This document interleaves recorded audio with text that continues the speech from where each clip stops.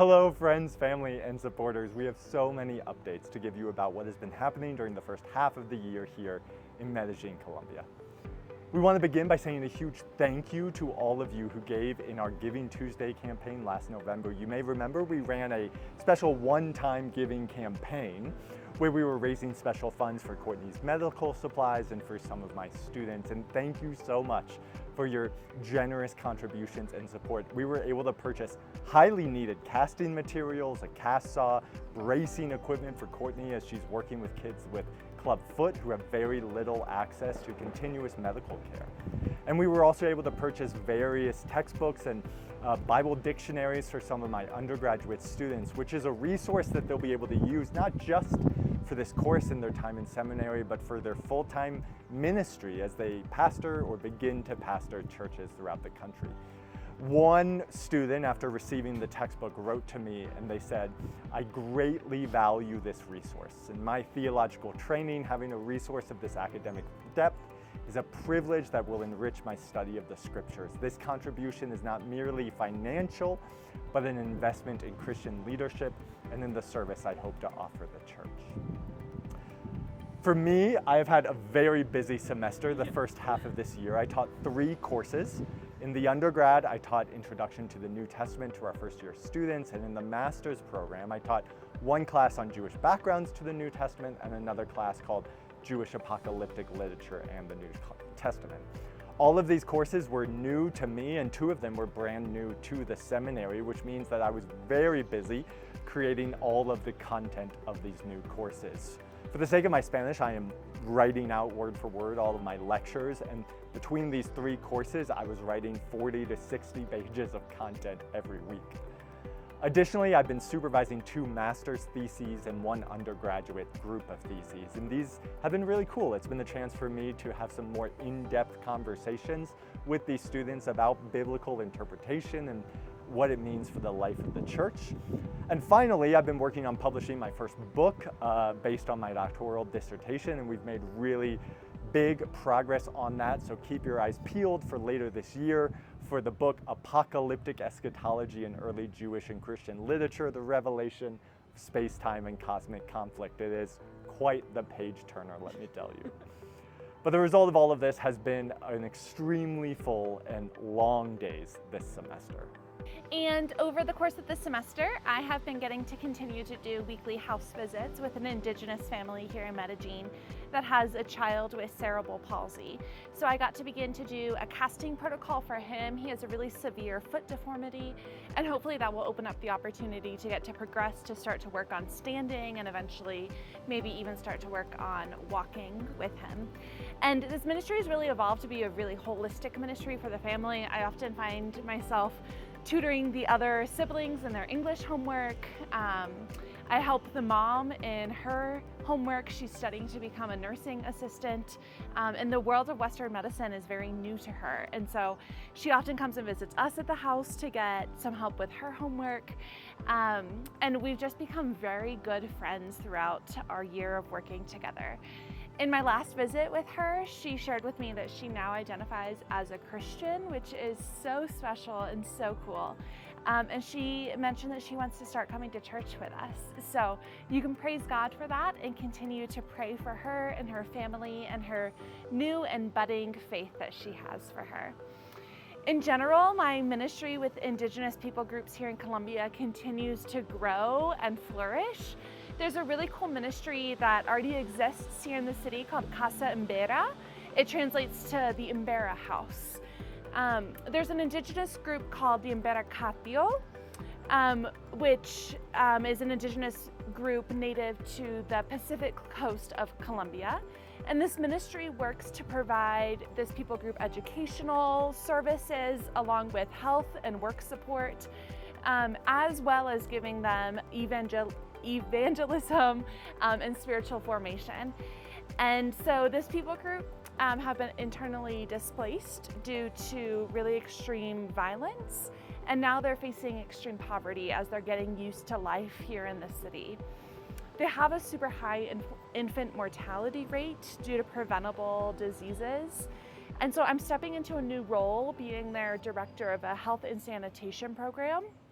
So I get to walk with new moms through the stage of pregnancy up until their babies are 2 years old. And it's a program that focuses on teaching them basic health and sanitation education. And the goal is to try to decrease the rate of infant mortality to see if we can help prevent some of these illnesses that are happening in their communities. I'll also get to go and visit them in their homes and start to develop some of those personal relationships as well. This semester, we've also gotten to work together professionally for the first time, which has been quite the adventure. Together, we got to lead a student group, which is called a semillero. It's a student research group. It's an extracurricular group of students, which is led by a professor, and it has a goal of reading, discussing, and researching. So our group was on disability, the church, and the Bible. We had a group of about 10 students and alumni who all joined us at our house twice a month, and we studied disability, and we began a research initiative together.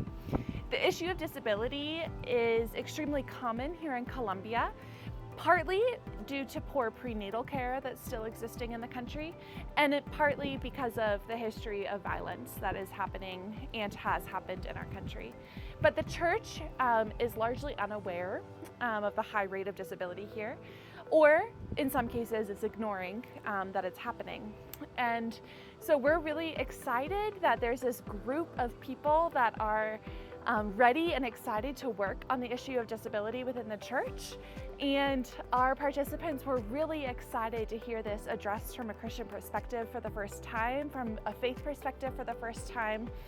And yeah, it was so exciting that we have some really important and exciting projects that are coming out of this research group that are going to be keeping us very busy over the next few semesters.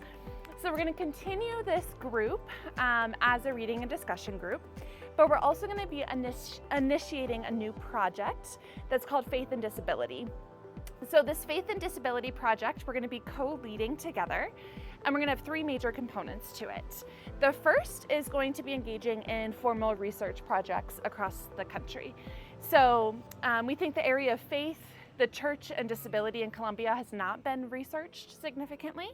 And so we're beginning plans for our first few formal research projects, one of which is going to be surveying pastors to kind of get a sense of what is the status of disability in the church. Second, we're going to be engaging in a continuing education program for pastors. So this is meant to be a non-formal education program that's meant to be really accessible for pastors who aren't currently in seminary or other interested leaders and members of the church who want to learn more about disability. So we plan to start this with a few podcast episodes and then continue to develop it from there. And third, we're going to start engaging in some practical hands-on ministry. So the first step of that is we are hoping to launch a support group here on campus for parents of children with disabilities that will meet once a month here on the campus. And we're really excited for this whole Faith and Disability project, the potential that it has to produce change in the country and in the Colombian church over the coming years. Yeah. And since Courtney will co-lead this seminary project, this means that we're formalizing her relationship with the seminary. She has officially joined Mesa Scholars as a new Mesa Scholar, and she'll be a part-time associate researcher at the seminary. And for those of you who are keeping track, yet that is a second way, along with Casa and Vera, that her ministry here is significantly expanding. Yeah. In terms of family, Seb and Addie are thriving. They are 21 months old and are very, very busy. They are walking, exploring, talking. Their favorite words are ball, mama, dada, and saying ruff ruff whenever they see a dog.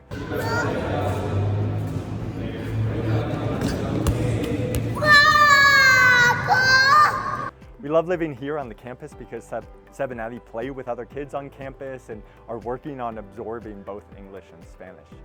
In February, we took a trip to the city government-run pound here in Medellin, which has about 2,000 dogs, and we adopted one of them. So a new addition to our family is our dog, Isla. She's been really wonderful, and she's super protective of the kids. And every morning when Seb and Addie wake up, they're asking for mama, for daddy, and for ruff ruff. As many of you know, we are still in the process of adoption here locally in Columbia, and we hope to complete our family through local national adoption. We felt called to adoption since before we began dating, and we're really grateful to be realizing. It's an intense process, and this semester we've had many interviews, but hopefully in the next couple months we'll get our official approval, and then we'll sit on the waiting list until we receive a kid.